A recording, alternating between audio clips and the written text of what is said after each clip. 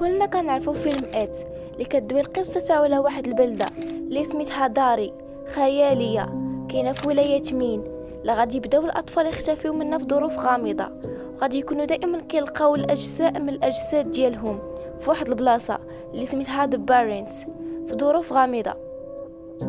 وليني واش عارفين انه هذا الفيلم مبني على قصه حقيقيه؟ القصة الحقيقية هي أنه جون وين جاسي القاتل المتسلسل اللي تزاد في 17 مارس 1942 ومات في 10 ماي 1994 عذب وقتل أكثر من 33 بنت ودري ما بين سنة 1972 وسنة 1978 في مقاطعة كوك إلينوي اللي هي جزء من شيكاغو الحضرية.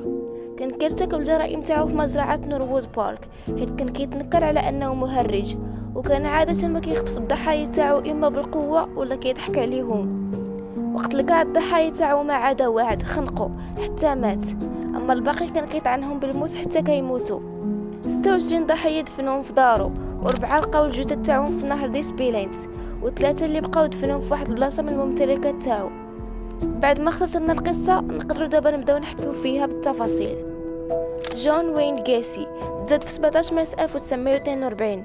كيتعتبر جون وين جاسي من أبشع وأشهر القتلة المتسلسلين في أمريكا وفي العالم كله.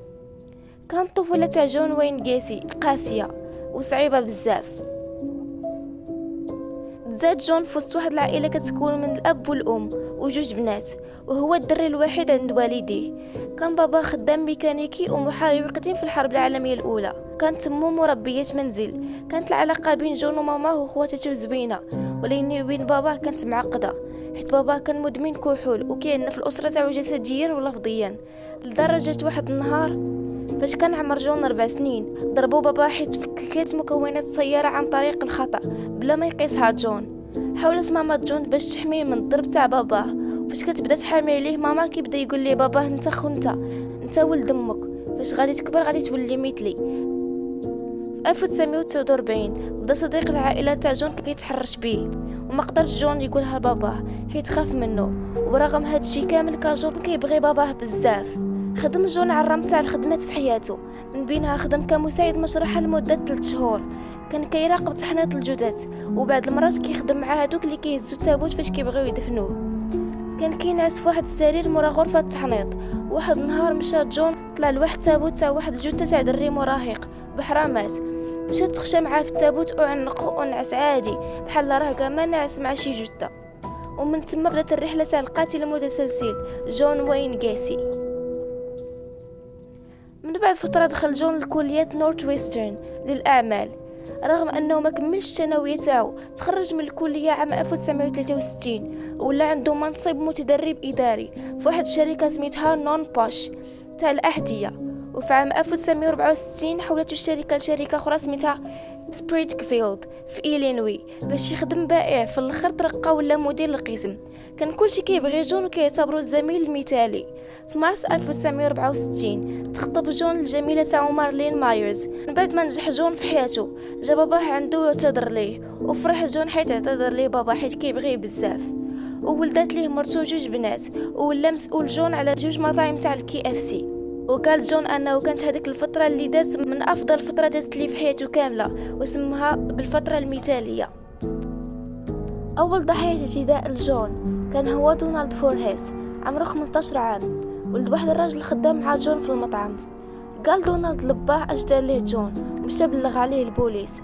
بقى جون كيفرض الاتهامات اللي كيجيوه، لدرجه قال البوليس الا ما تيقتلنيش ديروا لي اختبار كشف الكذب.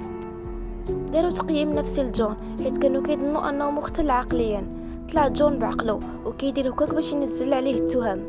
تسجن جون في السجن، ولكن كانت عنده سمعه زوينه داكشي علاش بعد شهور قلال ولا جون رئيس الطوهات في السجن.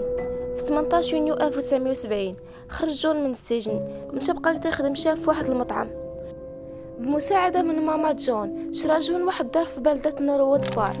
كان جون منخرط في واحد الجمعيه كيلبسوا اللبس تاع المهرج وكيمشيو للمستشفيات باش يفرحوا الصغار والكبار.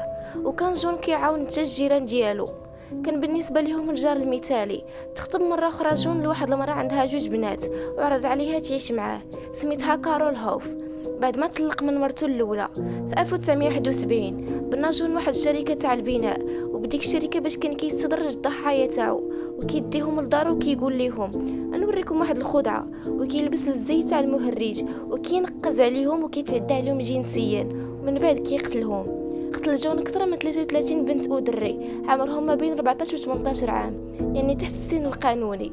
قتل 26 ضحيه وتعدى عليهم جنسيا ودفنهم في القابو ديال دارو. فاش عمر ليه القابو ديال دارو مشى كيلوح الجثث في واحد النهار سميتو ديس بيلينت، لاح فيه 4 ديال الجثث وثلاثه اللي بقاو دفنهم في شي بلاصه من الممتلكات ديالو. في 1978 تشد جون في الحبس حيث ارتكب 33 جريمه عن طريق القتل والاعتداء جنسيا، وتحكم عليه بالاعدام ومات في 10 ماي سنه 1994. ما ذكرتش بزاف ديال التفاصيل حيت كاينين عرام تاع التفاصيل ما نقدرش نذكرهم، وهنا غادي يكون تسالى الفيديو. نتمنى يعجبكم، ما نساوش ديروا سبسكرايب او لايك وتعليق زوين بحالكم.